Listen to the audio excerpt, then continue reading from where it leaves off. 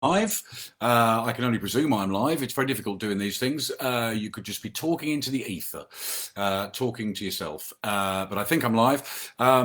Yes, I believe I am now live. It says live on my screen, so I just have to believe the technology. Hello, if you're watching, thank you very much for tuning in. My name is Mark Billingham. If you're here to see somebody else, I'm very sorry. You're stuck with me, and I'm doing this through the fine auspices of four indies. Those four indies being Forum Books, Lingham Books, Booker Books, and Bookish. And a fabulous thing it is too. And thank you for supporting independent bookshops. I've got lots of stuff to talk about.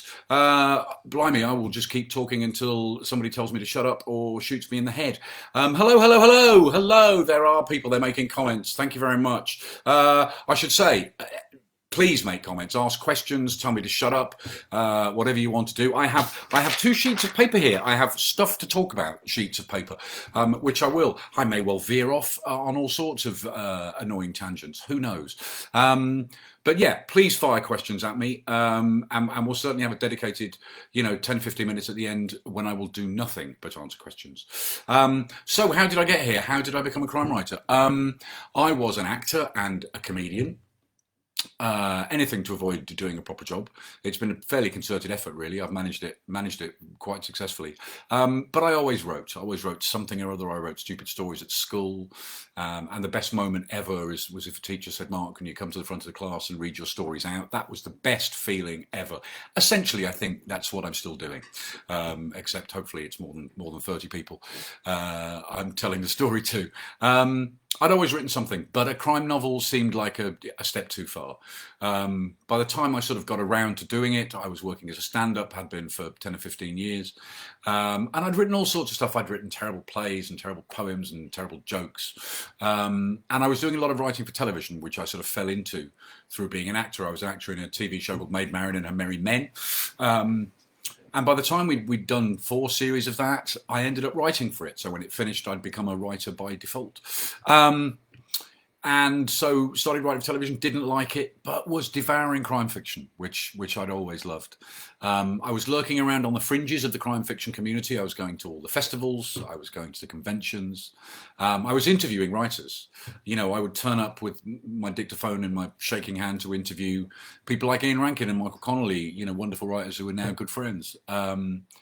And just sort of doing anything to, as I say, get free books, be part of it all. But the writing of the book seemed so daunting to me because some of these books are like house bricks. And then I went on holiday with my family one year and started scribbling in a notebook. I'd had this idea. I'd read this book about locked-in syndrome, this terrible affliction that can follow a stroke where you are literally trapped within your own body. You can't speak, you can't move a muscle, but you can see and hear, and you're completely aware of everything going on around you. And being the twisted little bugger I am, I wondered if you could do that to somebody on purpose. And my wife, who's a television director, was directing Casualty at that point. And she said, "Why don't you come and have a word with our technical advisor, this amazing doctor called Phil Coburn?" And I spoke to him about it, and he had a sort of glint in his eye, and he said, "That's a very twisted idea. Let me go away and think about that." And he came back to me and said, "You could do it, but it would be incredibly difficult. It's a question of manipulating certain, parts of the neck and constricting all very creepy. And if you got it slightly wrong by even a millimetre, by a hair's breadth, you would kill the person." And that's when that dark light bulb went off and I knew I had a book. And I got very lucky. I wrote these words on holiday and I wrote 30,000 words in a notebook and thought, hang on, that's about a third of a novel. Maybe it isn't so daunting. And I sent those 30 words off and I got an agent, and the agent sent those 30 words off and a bunch of publishers said yes, and there was an auction and I was away. Stupidly lucky. It's all about your manuscript landing in front of the right person at just the right time. And that first book did very well. They published it brilliantly. The same publisher I've been with for 20 years now. The book did well, and they've all done well after that because I've been very lucky and very brilliantly published.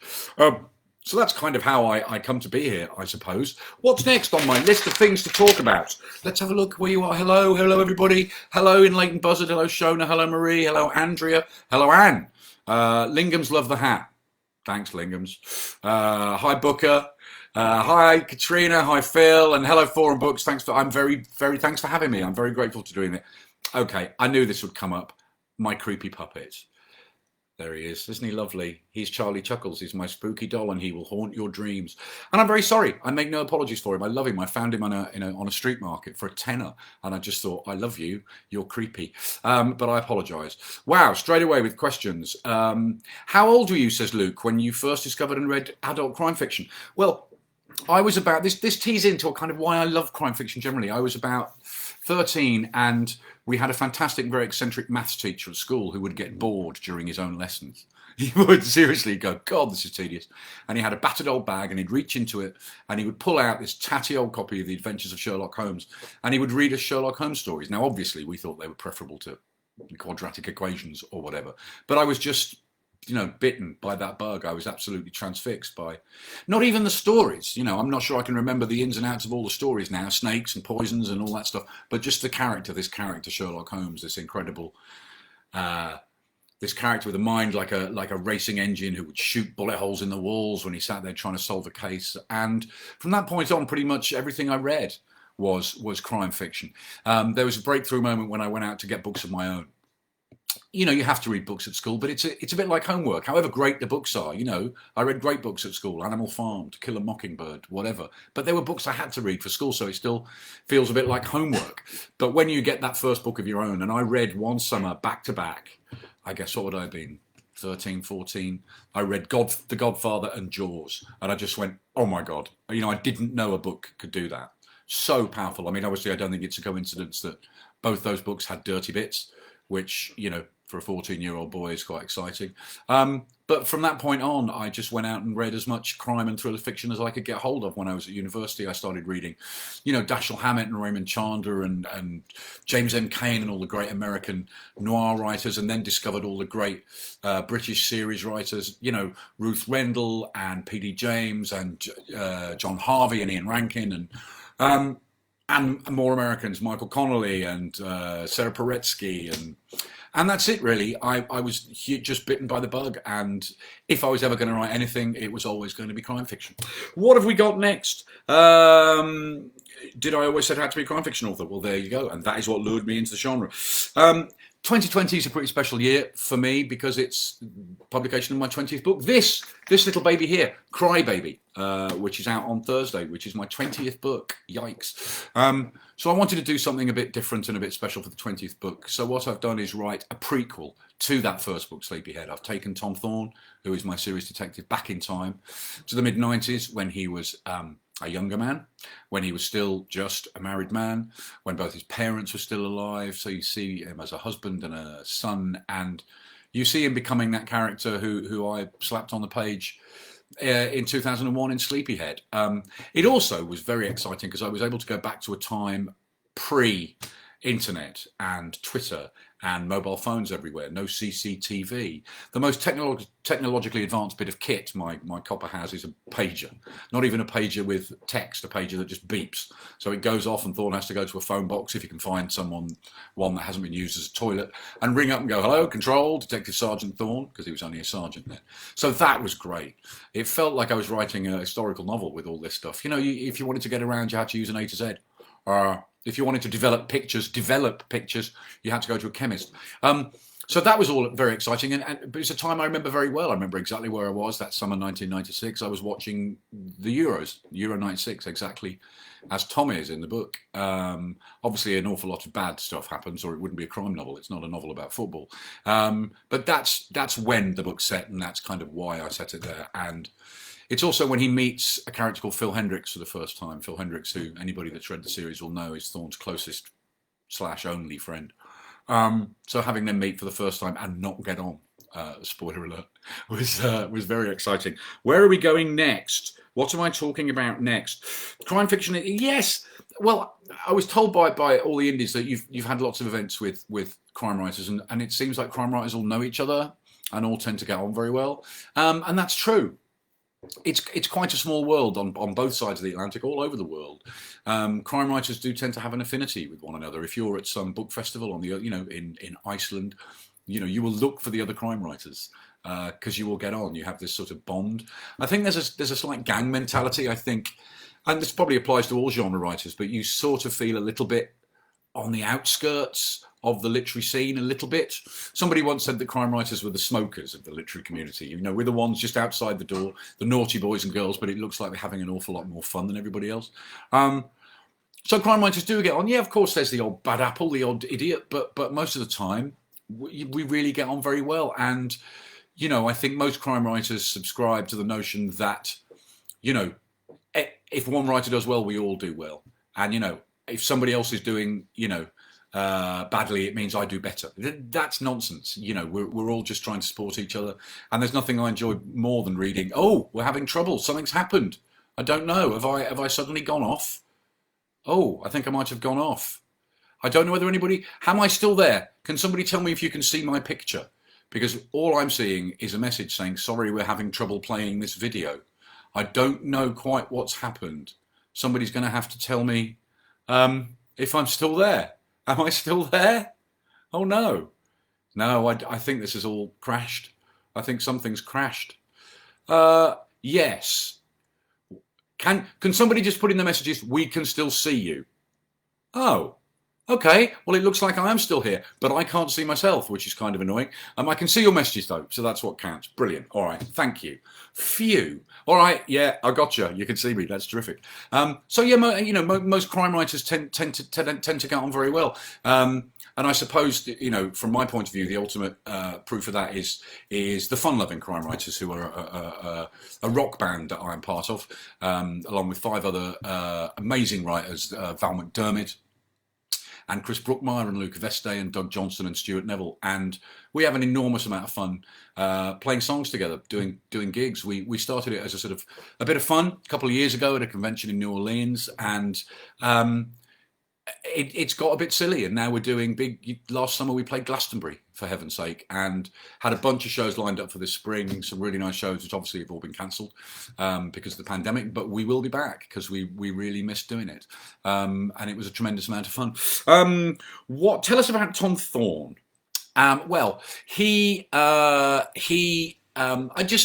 wasn't even supposed to be the main character in the first book. That's what's so odd. I wanted to write a book about the victim of a crime. I'd been the victim of a crime, of a violent crime, and I thought I can write about that. I can write about what it's like to feel helpless and afraid. So I wrote this book, and the main character in the book, to my mind, was Alison Willits, who spends the entire book in a coma, and you're inside her head.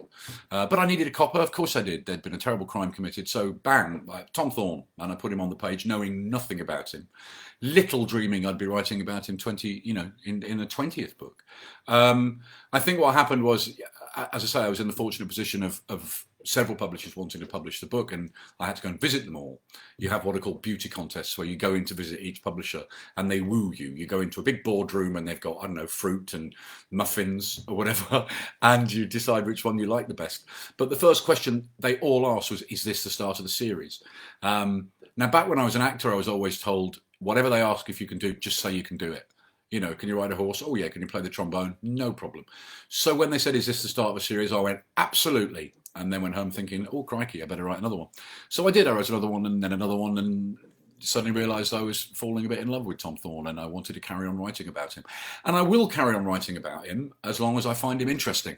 And one of the reasons I still find him interesting is that anybody that's read the books knows as much about Tom as I do. I have no plan for him. I have no dossier of facts on him. Do not know what he looks like. Don't think I've ever really described him. So yeah, he's still unpredictable and surprising. So I will carry on writing him as long as that is the case. The other thing is to take a break from him every so often and do other things. I've written a bunch of standalone novels as well. After a couple of Thorne books, you think it's time to maybe take a year off, do something else, or a story pops into your head that doesn't fit, that Thorne can't be part of. He always has a tiny, tiny little walk-on role in all standalones. He just breezes through the action and people go, oh, was that? Oh, he's gone. And yeah, that in fact will be the case with the book that's coming next year, which is a standalone, which I finished in lockdown, amazingly. I don't think I've been as, busy ever as I've been in lockdown, because I had nothing else to do but write. I couldn't be going out promoting books. I couldn't be doing gigs. I couldn't be doing festivals and library events and bookshop events. So I wrote, and we'll see. what the results of that are next year. But in the meantime, we have Crybaby, which is out on Thursday, and I'm very excited. I'm very excited. I mean, I think the day you stop being excited when you have a book come out is the day you should probably knock it all on the head. If you ever become blasé about it, excuse me, I'm going to have a sip of. I was told to have a drink to hand, Iron Brew, drink of champions. Oh yes. So God, no, I'm never blasé about it. It's hugely exciting when a book comes out. It's hugely exciting just to see your book in a bookshop, to see somebody reading your book on the tube, whatever it might be. God, that's a fantastic thing. It's the best job in the world. And like I said, I still feel like that kid at the front of the class who's reading my stories out to you. Do I ever get annoyed or bored of Tom Thorne? No, I don't. I really don't. What was it like having your book serialised on TV? Fantastic. It's an odd thing because from the moment your first book is published, it's sort of all you're asked. People seem to think it's all novelists care about is when the TV companies are going to come knocking, and you can't think that way because a lot of books get optioned for the screen. Almost every book gets optioned for the screen because it costs nothing for a TV company to do that. So they do it, and you get very excited for about 5 minutes, and somebody takes you for lunch, and you think, "Oh, here we go," and then nothing happens. And this had happened for quite a while, and then I was lucky enough, I suppose, 10 or so years in, that we got the brilliant actor David Morrissey attached to the project, and David played Thorne quite brilliantly, and it was hugely exciting. One of the things that's interesting is that people imagine that now when I write the books, I'm imagining David Morrissey, and that's really not the case, because like I said, I never had any idea what Thorne looked like. It doesn't matter to me what he looks like, it's what you think he looks like. And I'm sure some readers will now imagine David Morrissey in the way that it's hard to read an Inspector Morse book without thinking of John Thaw, right? Or maybe a Jack Reacher book without thinking of Tom Cruise. Who knows? Maybe not. But so yeah, he's I just write Thorne, and the reader puts the flesh on the bones as regards things like appearance and whatever. But yeah, it was brilliant. And then there were some more adaptations last year when the BBC adapted a couple of the books. And as long as you have good actors, it doesn't really matter. I had some input into it. I was involved in all the adaptations. I got to see scripts. I got to make notes. I put my pennyworth in when it came to casting. I got to give a rather brilliant and tragically overlooked once again by the BAFTA committee performance in The Dark last year. If I could just remind those of you watching of this brilliant performance. All rise. Come on. What are you going to do? That's 3 years of drama training right there. Which other crime writers do you admire? Oh my God, so many. I mean, all the ones that I'm in a band with, all the ones I've already mentioned. I mean, who do you need to go out and read? You need to go out and read immediately Doug Johnston and Helen Fitzgerald and Mick Herron and Lou Burney and Laura Lippman and George Pelecanos and Dennis Lehane and Michael Connolly. And I honestly, I could just spend the rest of the time we've got naming fantastic writers. I genuinely think we're going through a second golden age of crime fiction. I look around, I look at some of the novels, I'm in a fortunate position of novels coming through the door every day. And, the quality of novels from crime writers all around the world at the moment, I think is gobsmackingly good. We spoil you. We really spoil you, Ambassador. My favourite classic crime author. Well, I have got a soft spot for Dashiell Hammett. If I'm ever asked my favourite crime novel, I always say The Maltese Falcon, which I think is just a perfect little crime novel. And I say little because you can read it in a day. It's probably, 75,000 words. A lot of novels these days are getting a little bit baggy and saggy, I think. All the classic, a classic Graham Greene novel was probably about 65,000 words. Good enough for Graham Greene. Why are people writing 200,000 word crime novels? I don't know. But anyway, I'm starting to rant now. What crime novels did I turn to during lockdown? Well, the last brilliant crime novel I read was Fair Warning by Michael Connolly, whose birthday is today. Happy birthday, Michael. And that was just as brilliant as ever, just a masterclass. I think probably pound for pound, he's the best crime writer alive. So onwards, what makes a successful crime novel and what makes a successful crime author? Oh, lordy. How long have we got? Character. It's got to be character. I mean, I think as crime writers, we have various weapons in our arsenal. We have various tricks of the trade that we can turn to. The reveal, the moment when you reveal a clue, that bit of timing. The cliffhanger, the twist. I mean, don't get me wrong, it's a great day at the office when you think of a brilliant twist during the shower or pushing a trolley around a supermarket and you go, oh, what if I did? I mean, that's great. You can take the rest of the day off. But you can overuse that stuff. I get very tired of books where they twist and there's another twist and oh, he's dead. No, he isn't. I know he's not dead because it's only halfway through the book. That I don't care about that stuff. That's just technique. What really grips a reader and I think gives you suspense from page one is character. You know, these are crime novels. The readers know there's some dark stuff coming. And if you can give them a character they engage with or characters they care about from page one, you've got suspense from page one. I think that's the making of a great crime novel. What else have we got? You admit that you enjoy showing off. Have you got that? Have you figured that out yet? I certainly do. And I liken writing a book to a performance. Yeah, I do. I mean, I've always been a performer of one sort or another. I wanted to be an actor. That was all I ever wanted to be. And I did that for a few years until I fell out of love with that, or acting fell out of love with me. And then did stand-up and thoroughly enjoyed doing stand-up and still miss doing that a bit. But I always wanted to be a performer. And I do believe writing a novel is a performance. It's a different kind of performance.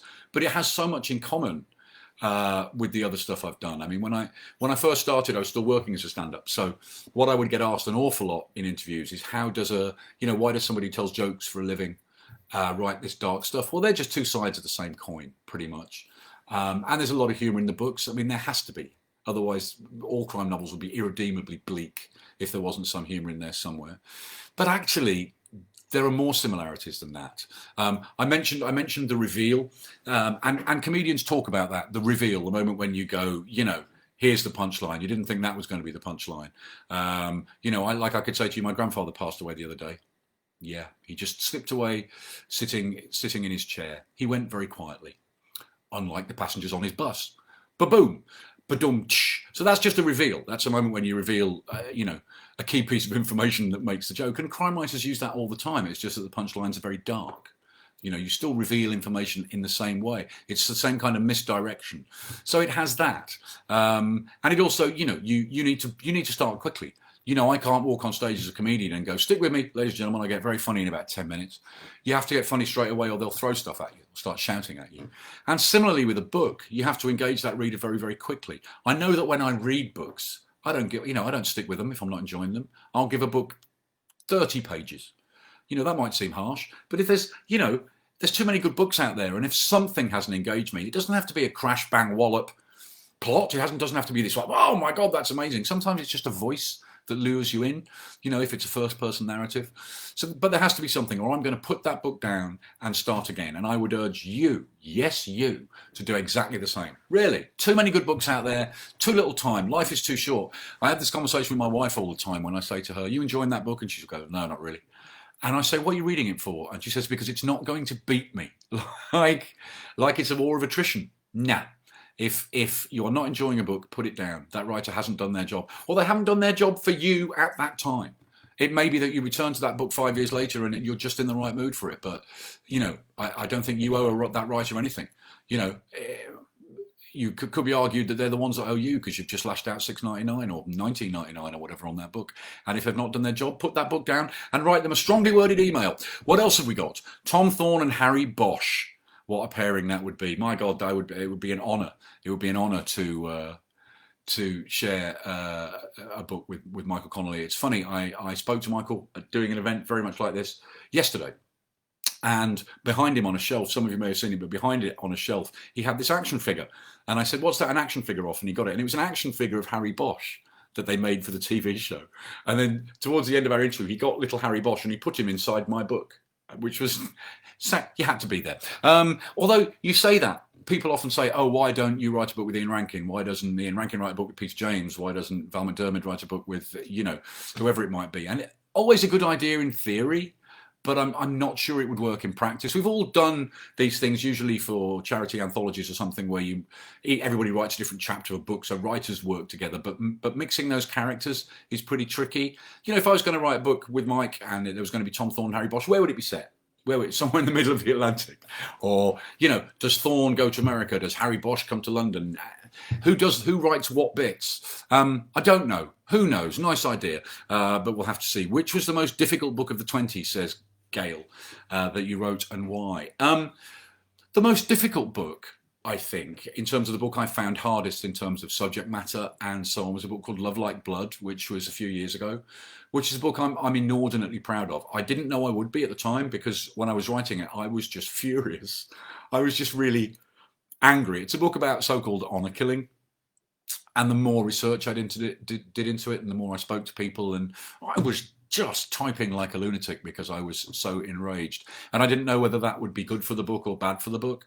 I think, touch wood, in retrospect, it's good for the book. It's certainly the book I'm most proud of thus far, I think, if you made me pick one. I'm always going to have a soft spot for Sleepyhead because it's the first book. It's the book that got me a book deal. I remember when I was standing in Brent Cross Shopping Centre when my phone rang and my agent then, who's still my agent now, said, X publisher has made an offer. And that's when I knew I was going to be a published author. And that is just a golden moment. So yeah, I'm always going to have a soft spot for Sleepyhead.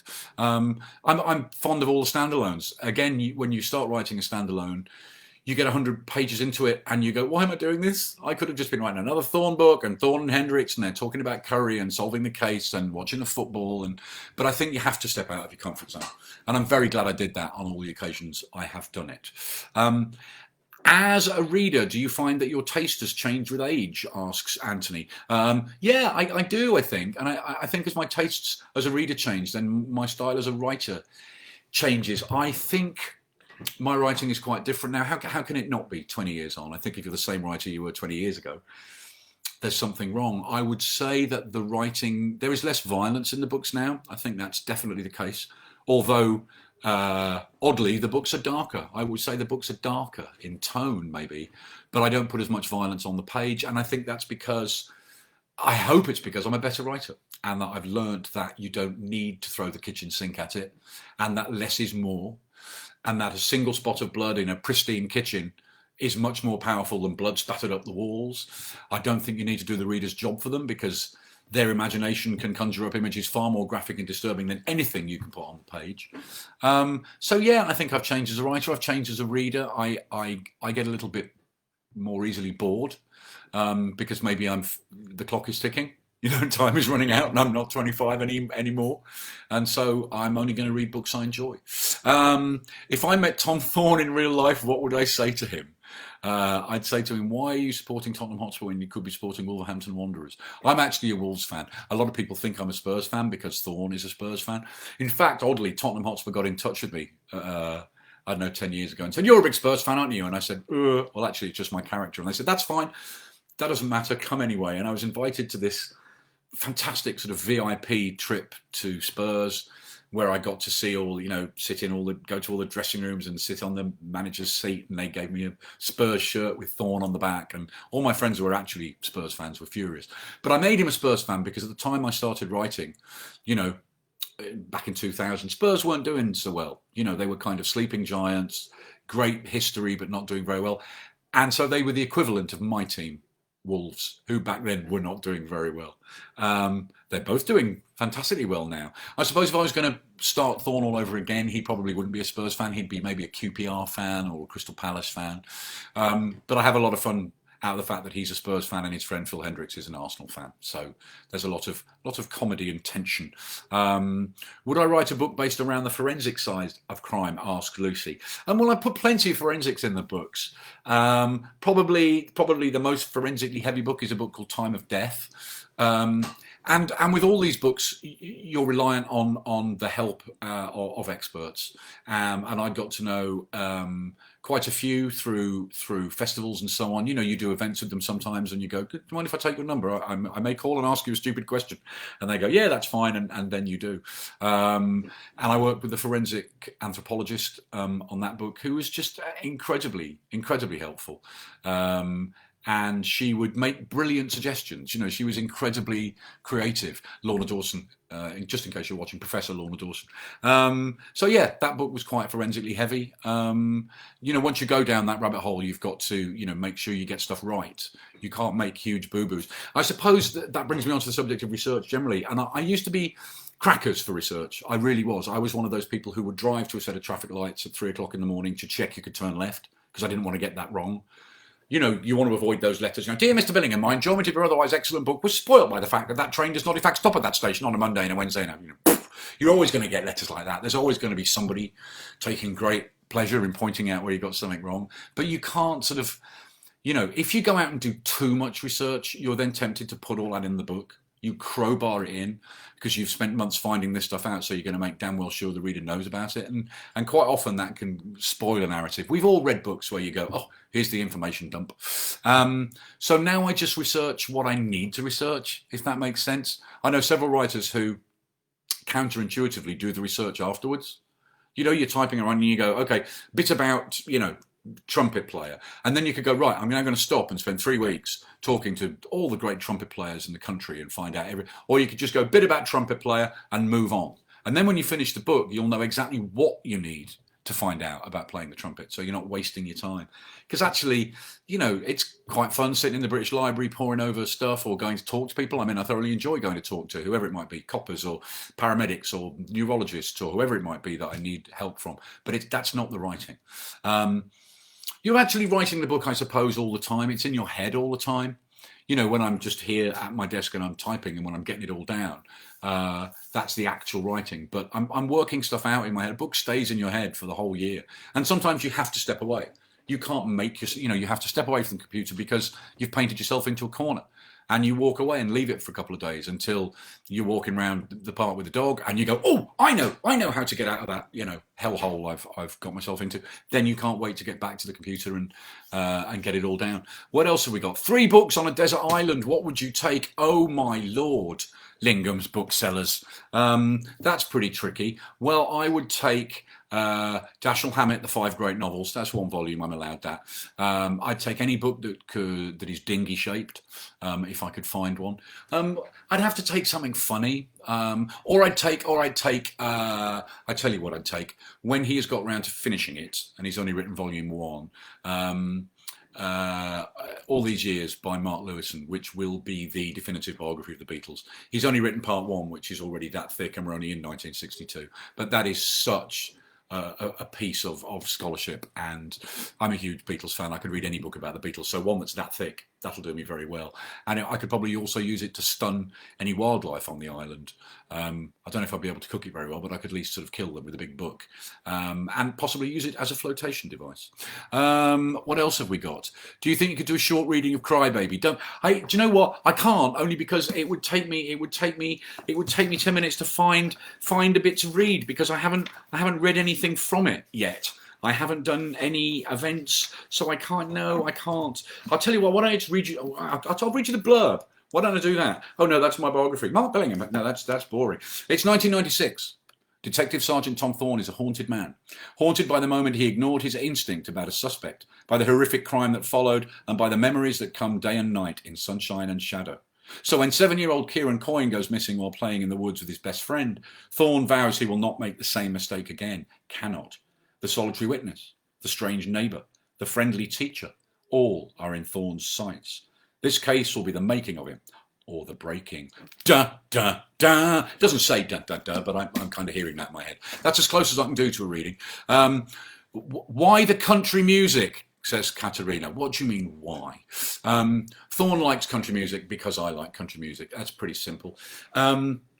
And I'm talking classic country music. I'm talking Hank Williams and George Jones and Johnny Cash and Merle Haggard and Willie Nelson, Emmylou Harris. I actually believe. I mean, Thorne was a country fan from the start because I was a country fan and I didn't want to make that life that hard for myself. But the more I think about it, it's the perfect music. I think it goes hand in hand with crime fiction beautifully, because the best crime country music by the kind of artists I've just been talking about are incredibly dark stories. They're really dark stories, but all wrapped up in a fantastic, entertaining package that you can tap your feet to and sing along to. Now, I mean, that's kind of what crime fiction is. We're telling you really dark stories. We're writing about violence and grief and pain and death and loss, but hopefully in a way that is entertaining. We're trying to tell you a good story. So I do not apologize, Katerina, for my love of country music. Can you perform ventriloquism, and can we see some with Charlie, please?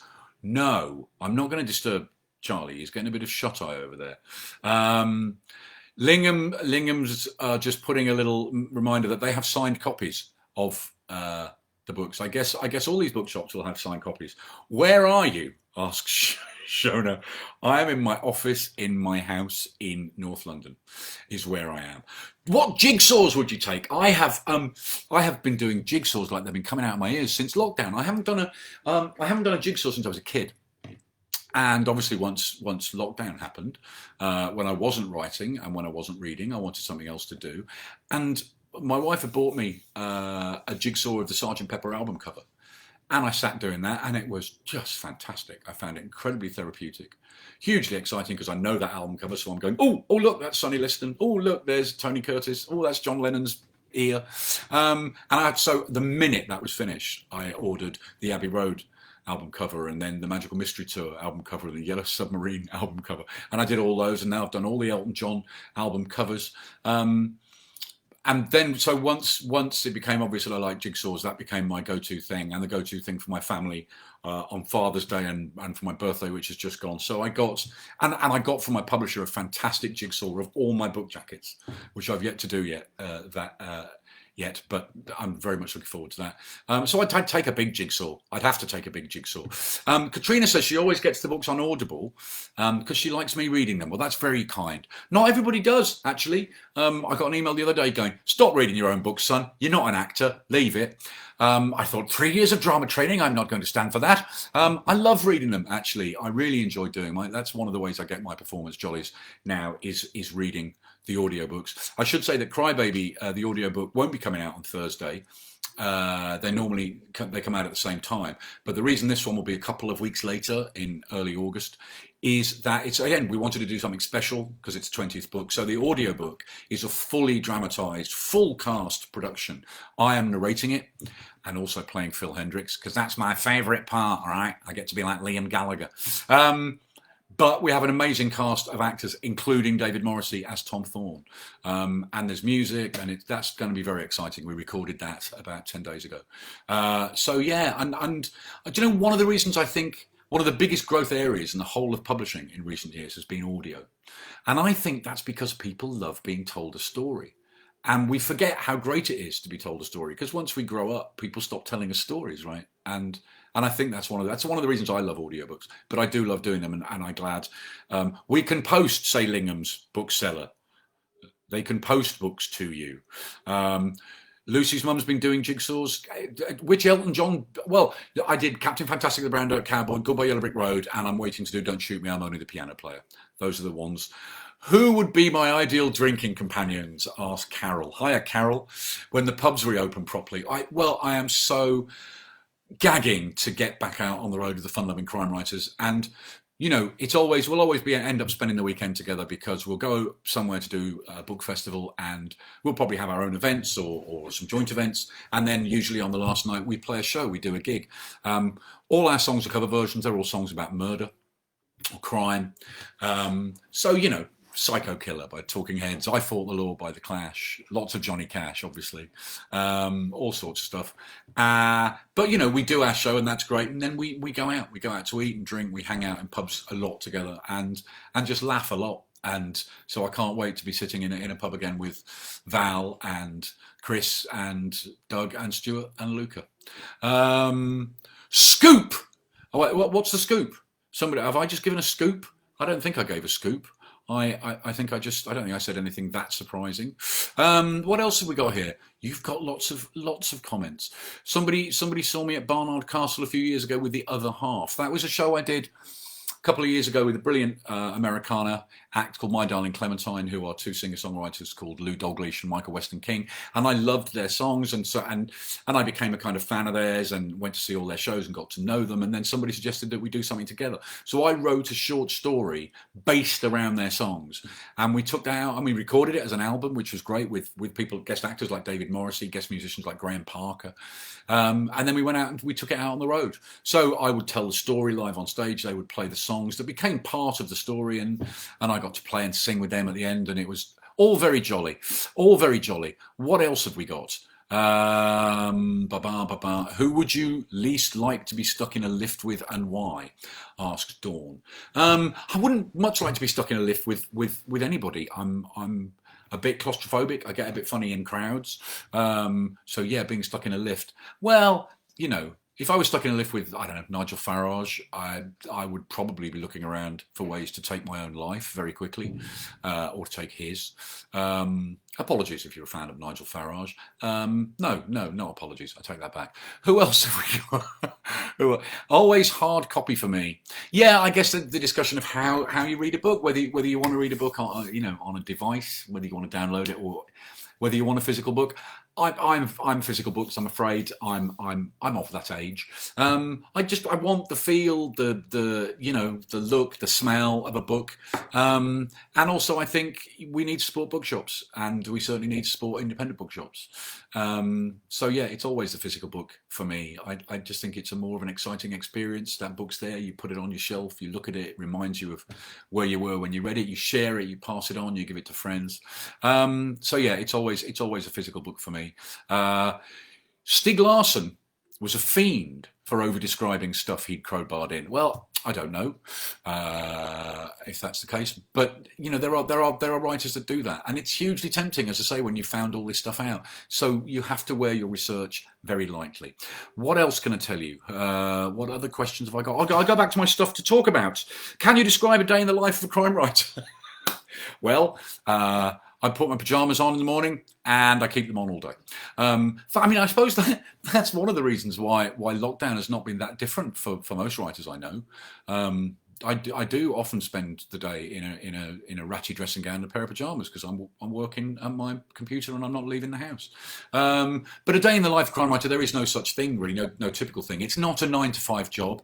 I've never been the sort of person who can go, I will write from 9 till 11, then I shall have a sandwich. Then I shall write again until lunchtime when I shall knock myself up at lunch, and then an afternoon tea, and you write when you need to. I don't even write every day. My most regular bit of routine, I would say, is that I write late at night.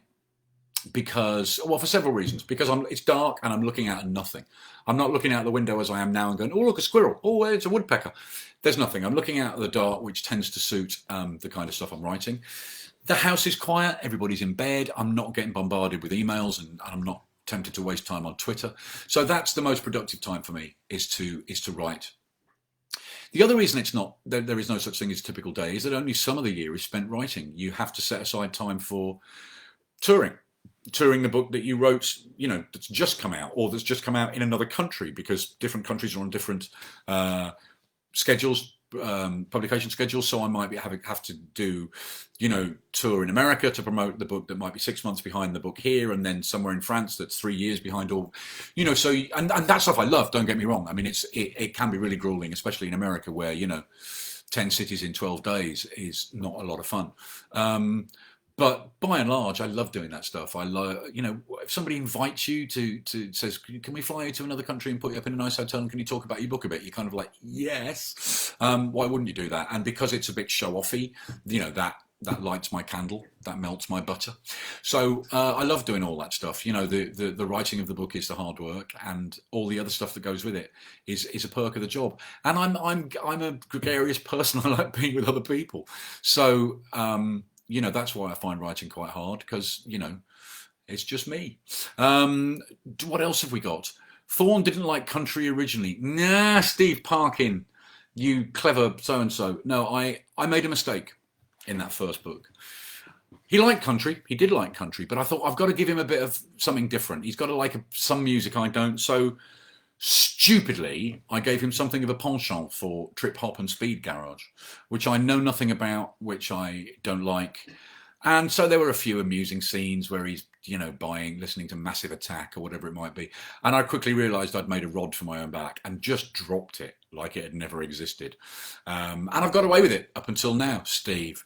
But interestingly, because this was, the 20th book, my publisher published a lovely, very swanky anniversary edition of Sleepyhead, a brand new hardback with a lovely new introduction by Lee Child, for which I'm very grateful. But I had the chance to rewrite it. I had the chance to change a few things. So I did change a few little things. I mean, there's no question that it's quite sobering looking back at your writing 20 years ago. And I've had to do that because I've had to go back and narrate the early books for audio. So going back and reading Scaredy Cat and Lazy Bones and those early books and going, ooh, I wish I hadn't done that. And ooh, I wouldn't do that again. So I changed a few things in Sleepyhead, little things. And I knew I had the chance to take out those references to that weird music that I had Thorn like, but I didn't. I thought, no, your stupid mistake. Stick with it. So that's still there. What else have we got? What else have we got? Lots of questions and comments. Is that a lockdown tash? I just haven't shaved. It looks like it's grown Lemmy styly. No, I wouldn't argue with a bit of Lemmy. It's a bit Lemmy. I'm not sure whether it's Lemmy or porn star. It's not great. I'm sure that once lockdown has really finished, because I'm not sure it's actually finished, whatever they're telling us, it's probably all coming off. It's all. Laurel won Sleepyhead. You got Sleepyhead as a prize. Well, that's fantastic. Do the Americans love Thorn as much as us? Well, do you know what? I do okay in America. I'm published in America, and I do okay. I'm not setting the world on fire in America, but you know, with the exception of people like Lee Child, very few British writers do incredibly well in America, because Americans tend to like books set in America. I mean, that's might sound like a bit of a generalization, but I think it's true. Most of the British writers who do well set their books in America. I've set half of one book in America. I don't think I'd have the confidence or the ability to be able to do that long term, and I don't want to do that. You know, Thorn is a Londoner. I live in London, though I'm not from London originally. So yeah, I'm going to set the books here. I want to set the books on the streets I walk down. So that is what I will do. What else do we do? Day in the life of a crime writer. How important is social media and online presence for crime writers? Well, certainly a lot more important than it used to be. Certainly a lot more important than it was when I started. And, you know, writers who were writing 30 years ago would probably be horrified at all this stuff. You don't have to do it, but if you can do it, you'd be a bit of a fool not to. Because it's easy to do, isn't it? You know, I just click a button and I'm doing this, or somebody sends you an email, and going, I enjoyed your last book. It takes 5 seconds of your life to go, thank you very much. Or equally, I didn't like your book. It takes a lot longer to compose an angry retort. And things like Twitter and stuff are just incredibly useful, because I can go, oh, I'm appearing in this bookshop at 8 o'clock tomorrow night. Come along if you fancy it, and instantly get that message out to a lot of people.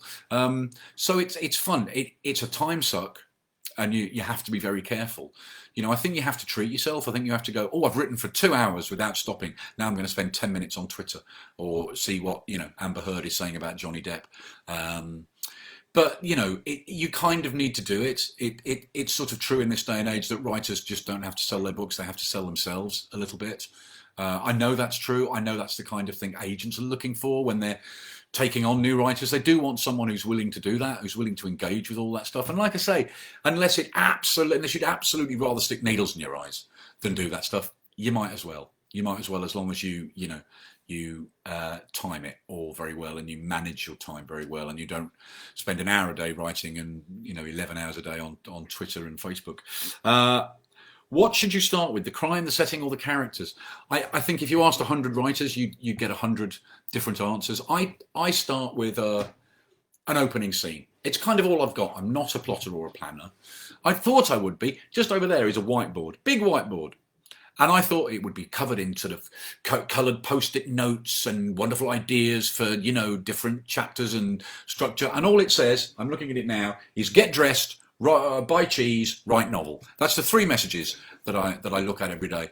I have an opening scene, and that pops into my head, and I write that opening scene, by the end of which I've got questions. Who are these people? Why are they doing those things? Where is that? And I want the reader to have those questions. And Thorn will have those questions, and we will all discover the answers as we go. I know it sounds like a weird way of doing it, because people imagine crime novels must be intricately plotted, and some people do. Some very, very fine writers plot in incredible detail. Will spend half the year plotting out their book before they write it. That's just not the way I wrote the first book, so it's not the way I'm going to write the 22nd book, which is the book I'm doing next. I guess there's a certain amount of superstition. It worked that time. I'm not going to change my working method. And some of the books, instead of that opening scene, I've had a couple of characters have popped into my head, and I've just started with them and put them on the page and got them talking to each other, and we'll see where we go from there. How do you research the themes and background to your books? Well, I've talked about the dangers of research. When I do it, it's about talking to people. It's really about talking to people. And if you are nice about it, and you're not a dick, and you don't pester people, people want to tell you stuff. And they won't just tell you the stuff you need to know. they'll tell you stuff you didn't think you needed to know, but oh my God, isn't that fantastic? So you do a little bit of research and it just throws stuff up. And everybody's got stories to tell. And if you're nice to them and you buy them a beer or a cup of coffee, they'll share their stories with you. So that's the best way of doing research, I think. What else have we got? 22nd, standalone or Thorn. The 22nd book will be a Thorn book because the 21st book is a standalone. This one here, and I'm going to show you again because I'm a shameless tart, Crybaby is the 20th book. 21st is a standalone, that'll be coming out next year. 22nd will be a Thorn, but I haven't got an idea in my head.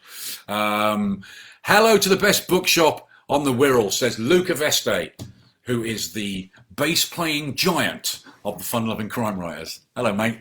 Nice to see you.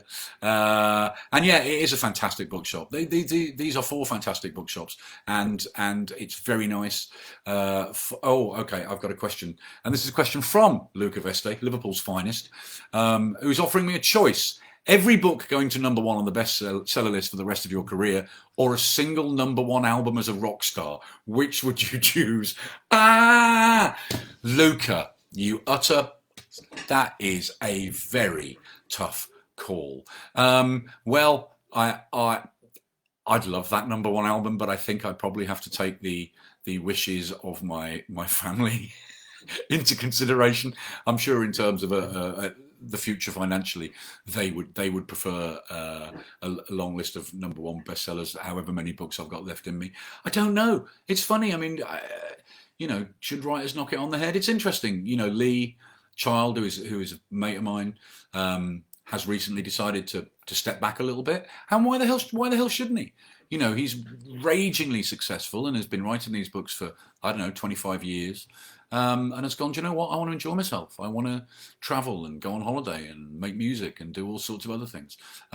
So yeah, who knows? Who knows when you might go, that's the end of it. And when the end of it does come, I don't know if the end of it is a Thorn novel. I don't know whether he'll be alive or dead at the end of it. I'm not just being coy. I genuinely don't know. And I don't know what the right thing would be to do. Does he die in a hail of bullets, or does he open up a tea shop in the Cotswolds? You tell me. I really don't know. What else have we got? Do you write your books longhand or on a laptop? Well, a bit of both. I mean, I have here, look, there's a thing that says book 21. I have one of these notebooks for every single book. And I just scribble stuff in it, the odd idea for a line of dialogue or, that sort of thing. And I end up sort of filling that by the time a book is completed. But the actual writing takes place on this very laptop in front of me that I am talking to you through the miracle of technology. Yeah, it's all done. Oh God, I don't know how I'd write a whole book longhand. Blimey, that's asking for trouble. Could listen to you chat all evening, says Phil. Phil, you need to get out of the house a bit more, mate. Somebody's giddy. I'm glad that they're giddy. Other questions. How difficult is it to keep writing a series, to keep each book original, exciting and fresh for the reader? Well, it is difficult to do that, which is why every so often you take a break and you do something else. A little voice in your head will tell you. It says time to do something else. Just go write about somebody else for a while, and then you will come back to your series fired up, and back to your character fired up. That's the plan. And so that's the plan I've stuck to. It is a problem because you have to make each book in that series work as if it were a standalone.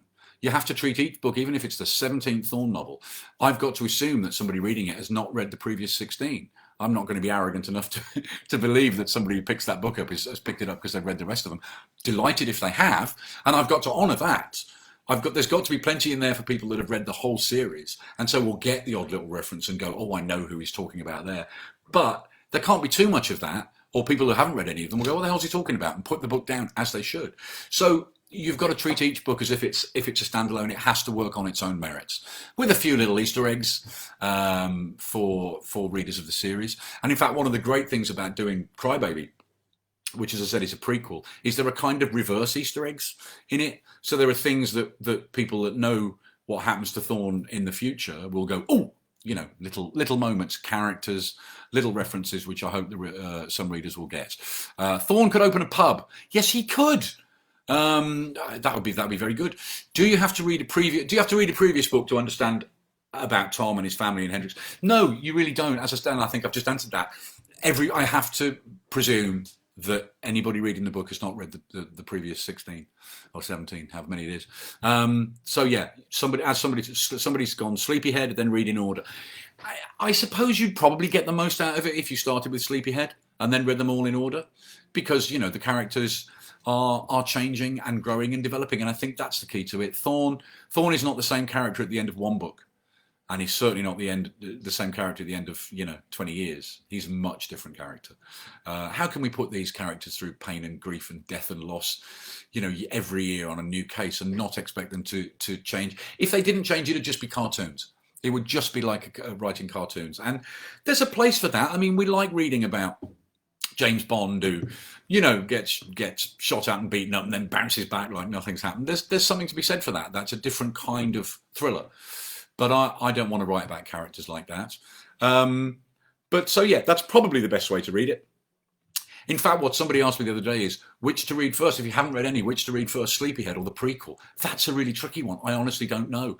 I think you'd have fun. I hope you'd have fun doing it either way. But yeah, I suppose you could say Crybaby is Thorne's first case because it happens before the action of Sleepyhead. I really don't know. Somebody's waiting for Crybaby before they reread their 20th anniversary edition of Sleepyhead. Yeah, you can do it that way. You can do it any way you like. Do I have an input?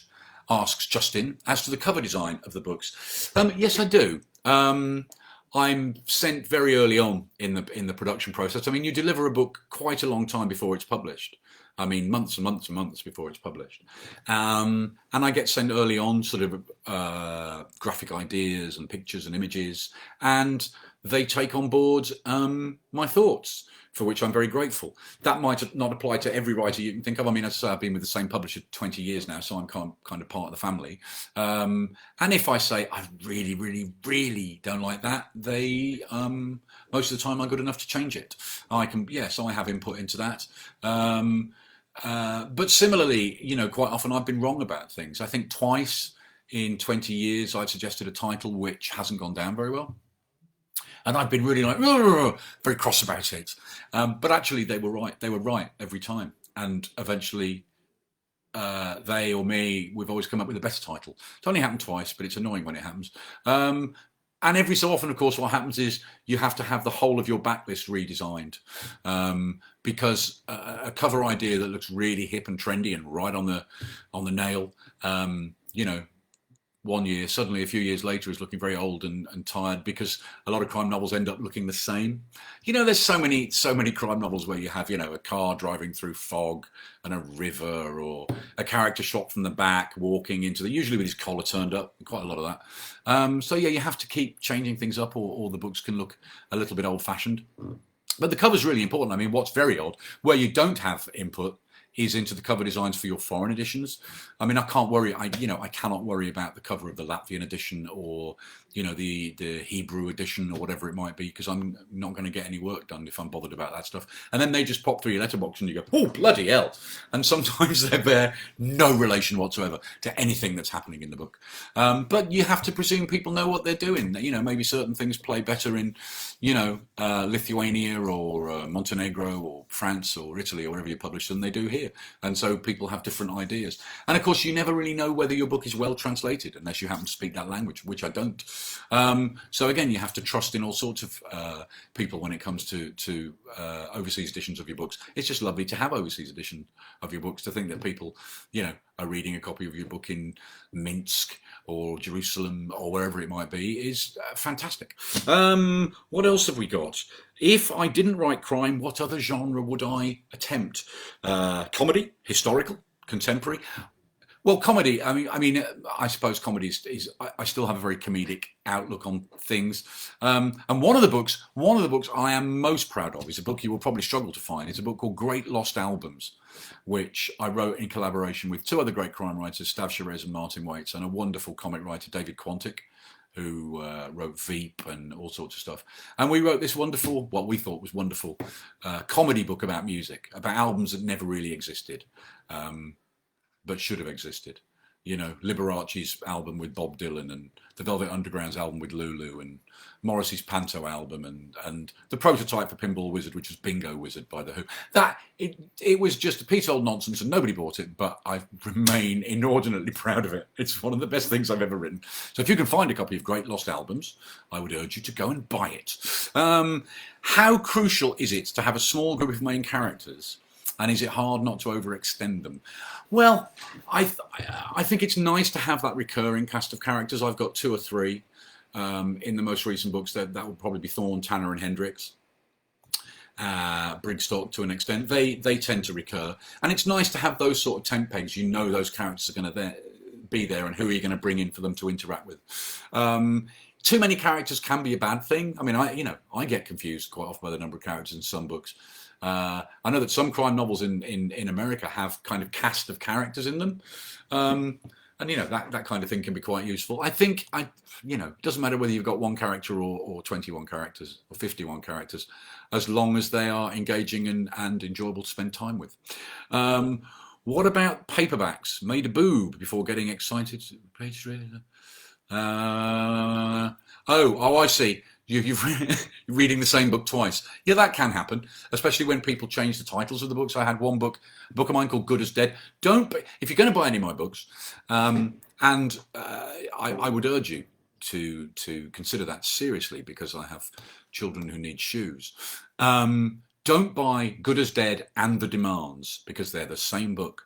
But those pesky Americans decided they wanted to change the title of Good as Dead to The Demands, and I have had a lot of angry emails from people who've gone, this book is awfully similar to a book of book. It's exactly the same, because it is the same book.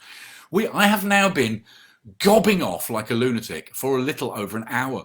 So just a couple of quick questions, and then I will leave you alone. I have a copy of Great Lost Albums, says Caroline. God bless you.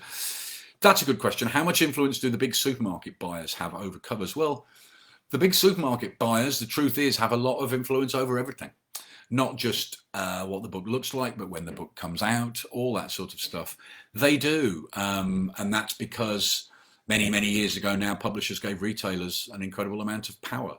And, the sad fact is I sell a lot of my books in supermarkets. And why the hell not? If people want to buy books in supermarkets, I've got no problem with that. Although, of course, they are available in fine independent bookshops like Billingham's, Bookish, Book of Books, and Forum Books. They have a lot of say. They have a lot of say because they sell a lot of copies. There we go. Charlie is looking more creepy as it's getting darker. Is it too dark? Do I need to put a light on? Is that any better? Okay, listen, I need some iron brew. In fact, I need some very strong alcohol. Thank you so much for watching. One more time. That's the new book. It's called Crybaby, and it's out on Thursday. It's a prequel to Sleepyhead. If you buy it, I hope you enjoy it. If you buy it and you don't enjoy it, again, write me a strongly worded email, and I will send you a postal order. Can you still send postal orders? I don't even know if you can. So good night from Charlie. Hello, Charlie. There's Charlie Chuckles. If you dream about him, I'm sorry, but he really is lovely. Thank you very much for watching, and thank you for At Home with 4 Indies. Thank you to 4 Indies for inviting me to do this. I've had amazing fun, actually. If you've had a fraction of the fun I have, then we've all had a good night. Thanks a lot, and I'll see you again soon. Bye-bye.